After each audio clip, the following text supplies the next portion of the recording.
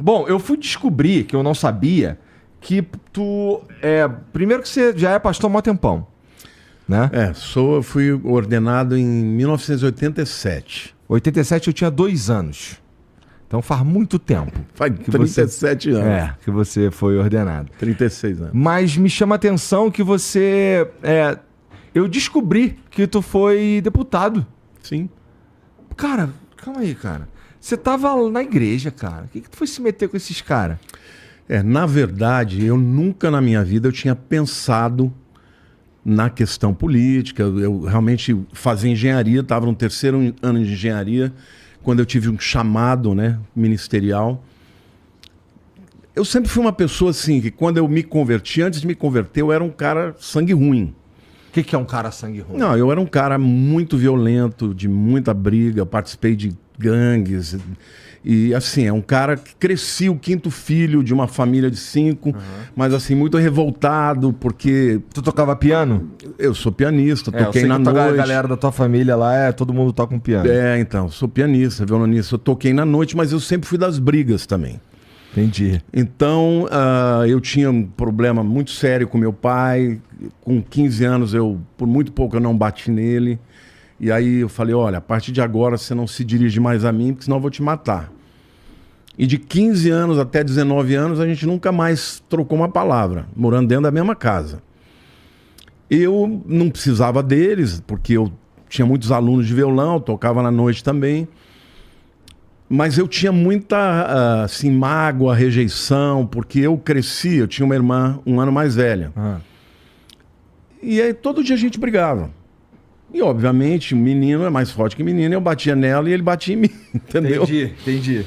E uma vez, quando eu tinha 12 anos, a gente estava mudando de uma cidade chamada Olímpia, no interior de São Paulo, até uma cidade bem conhecida pelos parques aquáticos que tem. E ela saiu com uma galera, a turma dela, para fazer uma despedida da cidade. E elas, na cidade, no interior, o pessoal joga água, cocô de cachorro dentro dos carros. Fizeram as traquinagens de meninada, né? E o meu pai chegou e me deu uma surra, que eu não sabia porque eu estava apanhando. Eu estava jogando basquete no quintal da minha casa, ele me deu uma surra. Eu falei, por que eu estou apanhando? Ele falou, porque você fez isso e isso. Eu falei, mas eu não saí daqui. Aí ele parou.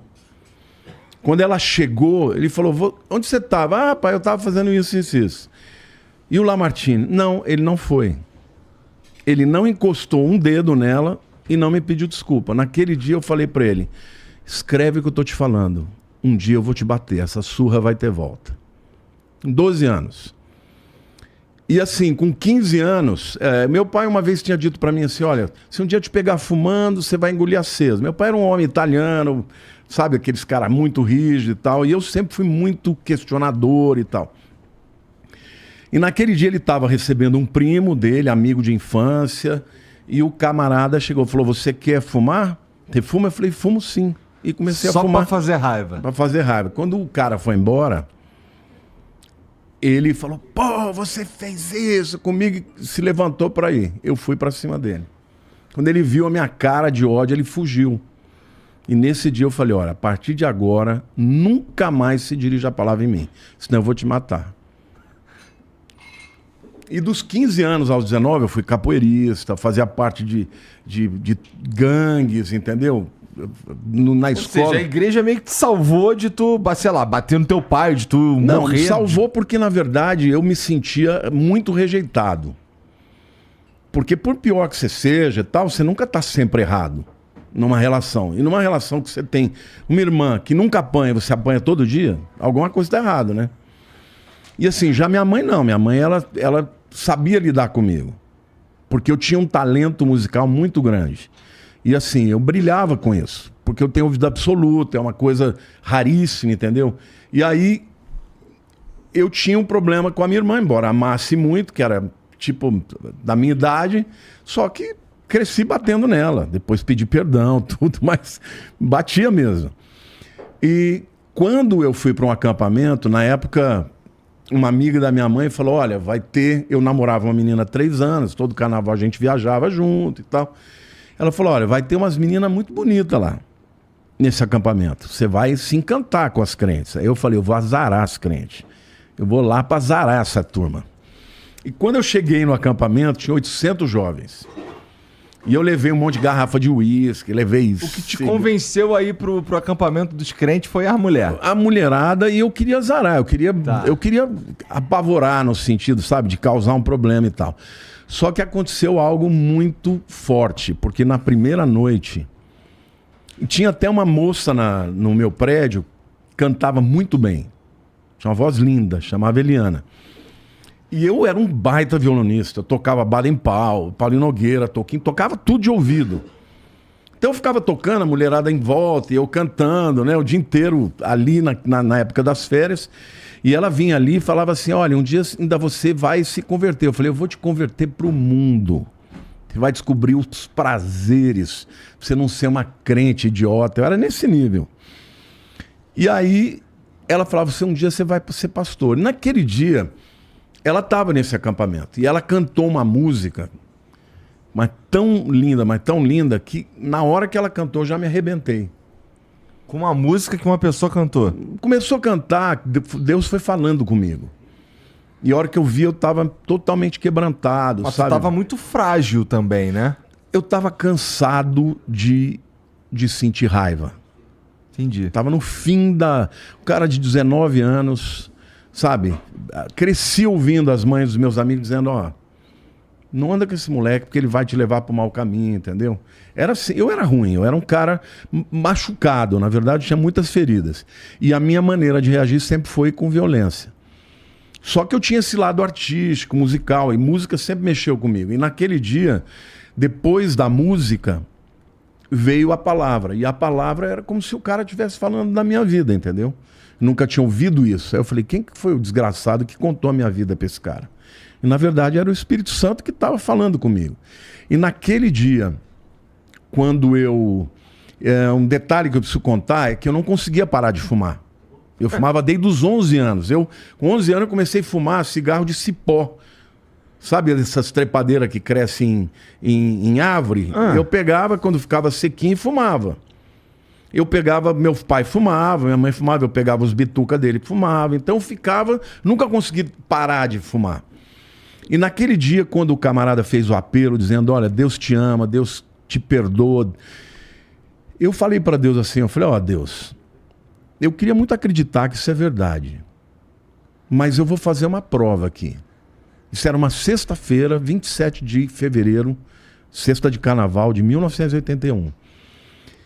Eu quero que você tire a minha vontade de fumar. Mas eu quero dizer uma coisa, se não tirar, eu vou falar para essa crentalhada aqui que isso aqui não existe, é uma palhaçada. Passou sábado, passou domingo, passou segunda, passou terça, eu não lembrei de nada.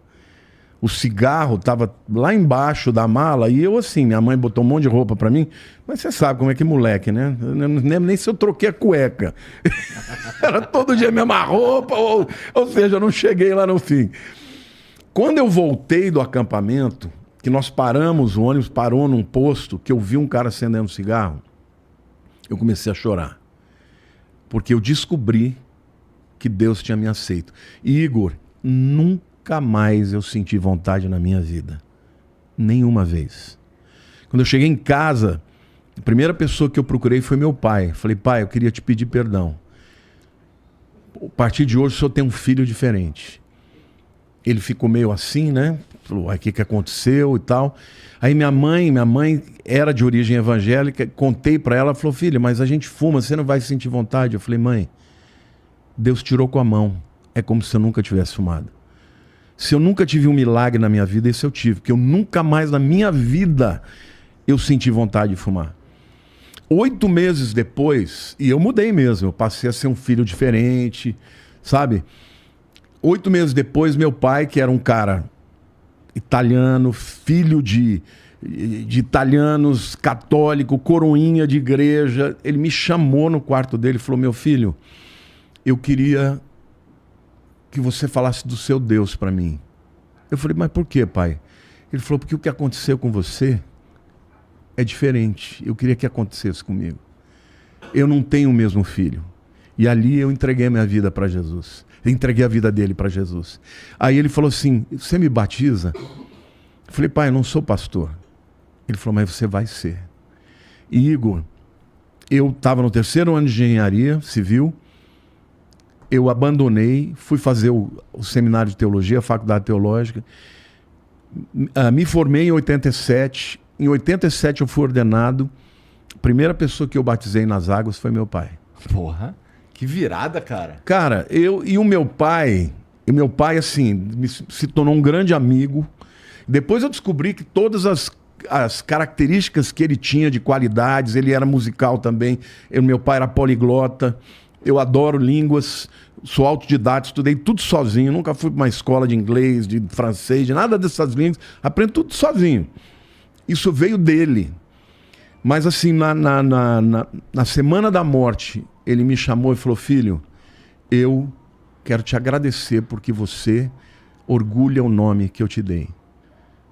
E ele falou, nunca desonre o seu nome. Voltando para a tua pergunta da questão do deputado, nessa época de 1992, nós cristãos começamos a entender a importância do cristão também ter voz ativa na nação. Hoje isso é uma coisa que você tem aí, pessoas expoentes, né, que estão se posicionando como cristãos e que estão, naquela época praticamente não tinha.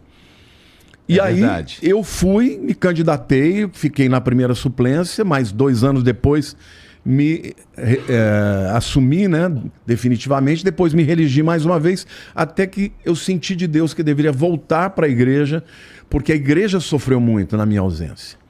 Mas a experiência foi maravilhosa, o tanto que eu aprendi, o tanto que aquilo abriu a minha mente.